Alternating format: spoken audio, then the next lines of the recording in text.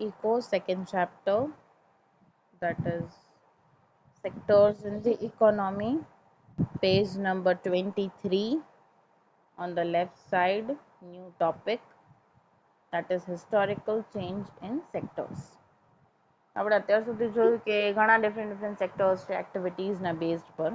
So generally it has been noted from the histories of many and now developed countries that at initial stages of development, primary sector was the most important sector of economic activity. Primary એટલે agriculture related total natural things production. Secondary sector શું છે કે natural sectors row મટીરિયલ્સને use કરીને ઇન્ડસ્ટ્રીઝમાં use કરો. Tertiary is the service sector.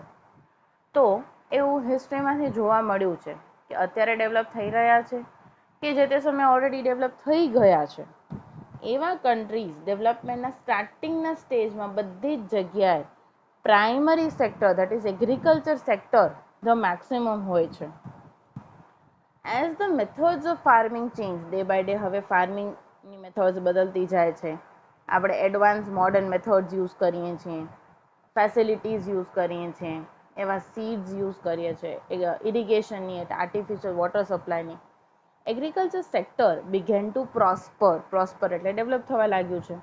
It produced much more food than before. પહેલાં agriculture એક તમે fix 100 square કિલોમીટરનું ફીલ્ડ લઈ લો. પહેલાં જે મહેનતથી અને જે મેથડથી ત્યાં પ્રોડક્શન કરવામાં આવતું હતું સેમ ફિલ્ડમાં મોડર્ન મેથડ્સથી અગર તમે ફાર્મિંગ કરો છો તો ઓફકોર્સ વધારે પ્રોડક્શન મળવાનું છે. There were increasing number of crafts persons and traders. Production બી વધે છે, ફૂડનું કામ કરવાવાળા લોકો બી વધ્યા છે. Buying and selling activities increase many times. લોકોની વસ્તી વધતી આવશે, પ્રોડક્શન ઇન્ક્રીઝ, ઓફકોર્સ એનું બાઇંગ સેલિંગ પણ એના સાથે જોડેલું છે. બાઇંગ સેલિંગ પહેલાં એને ટ્રાન્સપોર્ટ પણ કરવું પડશે એક જગ્યાથી બીજી જગ્યાએ, from the agriculture field to the wholesale market, retail market. So besides there were also transporters, administrators, army, etc. However, at this stage, most of the goods produced were natural products from the primary sector and most people were employed in this sector. શું જોવા મળે છે? Natural products બનાવવાનું એટલે primary સેક્ટરને ઘણ ખરા લોકો એમાં જ જોડાયેલા છે, એમના જ એમને એમ્પ્લોયમેન્ટ મળેલું છે. ધીરે ધીરે over a long time, 100 years of time period તમે કહી શકો. And especially because new methods of manufacturing were introduced. નવી મેન્યુફેક્ચરિંગની મેથડ્સ ફેક્ટરીઝની અંદર કેમ અપ એન્ડ સ્ટાર્ટેડ એક્સપાન્ડિંગ.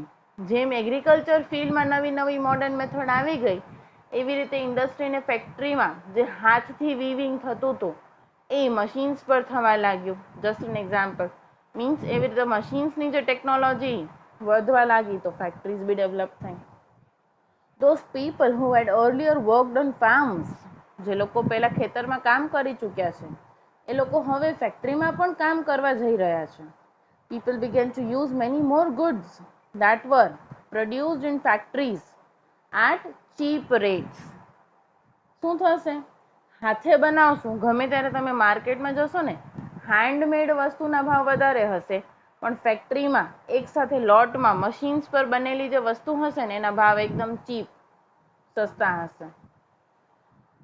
શું કામ? કારણ કે લોટમાં બની રહ્યું છે. Secondary sector gradually became the most important in the total production and employment. કોઈ પણ કન્ટ્રી માટે ઇનિશિયલી ભલે agriculture field primary sector develop થયું, ધીરે ધીરે હવે જે સેકન્ડરી સેક્ટર છે ઇન્ડસ્ટ્રીઝ એ સૌથી મોસ્ટ ઇમ્પોર્ટન્ટ બની ગઈ, જેથી પ્રોડક્શને વધ્યું અને એમ્પ્લોયમેન્ટ જનરેશન એટલે લોકોને એનામાં કામ કરવાની ઓપોર્ચ્યુનિટીઝ પણ વધવા લાગી. હેન્સ ઓવર ટાઈમ જતાં જતાં એક શિફ્ટ તમને એનામાં એક મૂવમેન્ટ જોવા મળી had taken place. This means that the importance of the sectors had changed. હવે પ્રાઇમરી સેક્ટરને કોઈ એટલો મહત્વ નહીં આપે, કોઈને બહુ એવી ઈચ્છા નહીં હોય તીવ્ર કે હું જઈને એગ્રીકલ્ચર ફિલ્ડમાં કામ કરું. એના કરતાં વધારે ઈચ્છા લોકોને એવી હશે કે હું સેકન્ડરી સેક્ટર ઇન્ડસ્ટ્રીઝ ફેક્ટરીમાં કામ કરું. નેક્સ્ટ, in the past 100 yearsની વાત કરીએ, there has been a further shift from secondary to tertiary in the developed countries. હવે જે કન્ટ્રી ઓલરેડી ડેવલપ્ડ થઈ ગયા એની વાત કરીએ તો ડેવલપ્ડ કન્ટ્રીઝમાં હવે tertiary sector that is service સેક્ટરનું મહત્વ વધી ગયું. એવું શું કામ? Service sector has become the most important in the terms of total production. કે જે બધું પ્રોડક્શન થઈ રહ્યું છે એને સપોર્ટ કોણ કરે છે? Tertiary sector. સર્વિસ આપે છે ત્યારે આગળ વધી શકાય છે. Most of the working people are also employed in the service sector. જે કામ કરી રહ્યા છે નોકરિયાત લોકોને હવે એમ થાય છે ઇન્ડસ્ટ્રીમાં શું કામ લાંબો સમય વર્કર્સ છે, વર્કર્સને તો મજૂરી કરવાની છે. ઇન્ડસ્ટ્રીમાં સ્કિલ્ડ લેબરની વાત કરી જેનામાં કાંઈ સ્કિલ્સ છે એ બી વિચારશે લાઈક ઓકે મારામાં કાંઈ સ્પેશિયલ સ્કિલ્સ છે જે મારા ઇન્ડસ્ટ્રીને અલગથી કામ આવે છે અને મને બહુ સારું પેમેન્ટ મળે છે તો ઠીક છે like an engineer or something. But બાકી લોકો શું વિચારશે? એના કરતાં સર્વિસ સેક્ટરમાં કામ કરીએ તો નોકરી કરીને આપણે તો હાથ ઊંચા ઘરે આવી નવરા.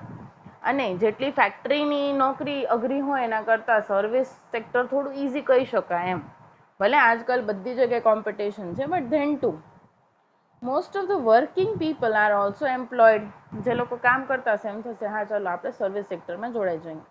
એટલે કે આ જનરલ પેટર્ન જોવા મળી છે ડેવલપ્ડ કન્ટ્રીઝમાં. જે કન્ટ્રી ઓલરેડી ડેવલપ થઈ ગયું છે ત્યાંના લોકો વધારે ટર્શરી સેક્ટરને પસંદ કરશે. તો ધીરે ધીરે ઇન્ડિયામાં તમે સમજી શકો છો કે ટોટલ પ્રોડક્શન અને એમ્પ્લોયમેન્ટ ત્રણેય સેક્ટરમાં છે કે નથી, શું છે. કે પછી આ વર્ષો વીતવા પછી જેમ આપણે જોયું કે ડેવલપ્ડ કન્ટ્રીઝમાં કેમ એક પેટર્ન જોવા મળી, પહેલા પ્રાઇમરી ઇમ્પોર્ટન્ટ પછી સેકન્ડરી અને પછી ટર્શરીમાં લોકો વધારે જવા લાગ્યા. તો એવી કોઈ ચેન્જિંગ પેટર્ન કે એવા કોઈ ચેન્જીસ ઇન્ડિયામાં જોવા મળ્યા કે નહીં, that we are going to learn in the upcoming chapter.